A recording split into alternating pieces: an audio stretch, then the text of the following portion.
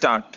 अतः इस न्यायालय के समक्ष यह विवादक उद्भूत होता है कि क्या याची के पास प्रारंभिक जांच के समय अभिलिखित सभी साक्षियों के कथनों की प्रति पाने के लिए तथा भ्रष्टाचार निवारण अधिनियम 1988 की धारा 13 के अधीन अभिलिखित प्रथम इतीला रिपोर्ट में उसके विरुद्ध अभियोजन चलाने के लिए सिफारिशों के लिए नाम सम्मिलित करने में तत्कालीन सीबीआई निदेशक द्वारा की गई सिफारिशों की प्रति पाने का अधिकार है।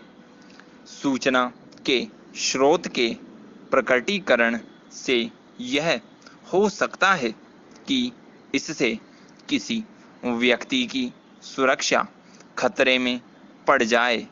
स्रोत पुलिस का मुखबिर हो सकता है जिसने पुलिस को सूचना देने में महत्वपूर्ण भूमिका निभाई हो, और स्रोत ऐसा हो सकता है जिसमें लोकहित अंतर्वलित हो। अतः यह लोकहित में होगा कि ऐसे व्यक्ति की पहचान को गुप्त रखा जाए, और इसलिए विधानमंडल ने अपनी प्रज्ञा से इस प्रकार की सूचनाओं के प्रकटीकरण से छूट दी है। अतः ऐसे व्यक्तियों द्वारा विश्वास में दी गई सहायता सूचना के प्रकटीकरण द्वारा जोखिम में पड़ सकती है। इससे ऐसे व्यक्तियों के जीवन और शारीरिक सुरक्षा को खतरा हो सकता है, और इसीलिए अधिनियम के अधीन छूट खंड लागू होगा। याची को ऐसी सूचना देने का परिणाम यह होगा कि इससे यह सुनिश्चित होगा कि इस प्रकार का स्रोत जो पुलिस के पास है भविष्य में प्राप्त नहीं होगा। जब एक बार किसी अभियुक्त के मांगने पर ऐसी सूचना प्रकट कर दी गई हो, प्राप्त सूचना की गोपनीयता प्रकट करने के दूरगामी परिणाम याची के अधिकार पर अभिभावी होंगे।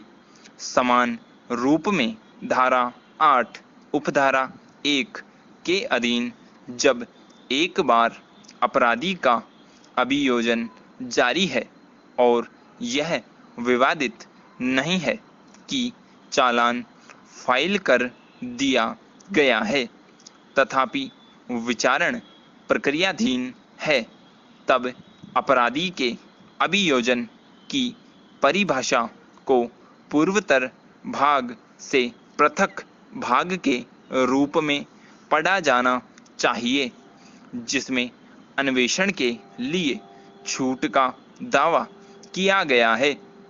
अन्वेषण पूरा हो सकता है किंतु अपराधी का अभियोजन जारी रहेगा, और इसलिए अभियोजन के लिए जो उपलब्ध है वह महत्वपूर्ण लोकहित है, और जो भ्रष्टाचार के अभियुक्त से संबंधित है वह जोखिम में पड़ जाएगा यदि मांगी गई सूचना याची के अनुरोध पर पहुंच के लिए अनुज्ञात की जाती है।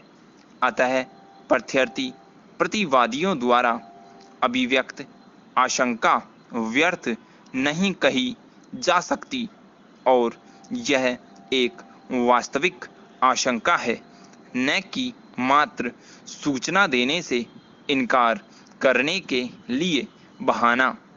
अतः अन्वेषण में अंतर्वलित प्रक्रिया या ढंग ऐसा हो सकता है जो उपदर्शित हो जाए और अभियोजन मामले को खंडित कर दे। यदि इस प्रकरण पर सूचना प्रदत्त की जाती है जो कि लोकहित के विरुद्ध हो और यदि कोई विचलन अनुज्ञात किया जाए तो इससे अपराधियों के अभियोजन पर प्रभाव पड़ेगा।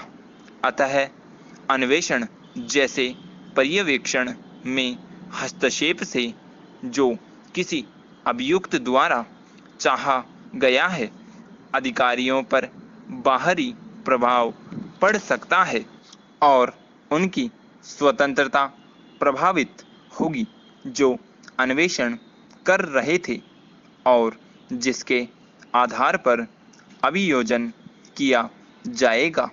यह बात दांडिक विचारण के लिए जो अभी जारी है ठीक नहीं होगी। स्टॉप।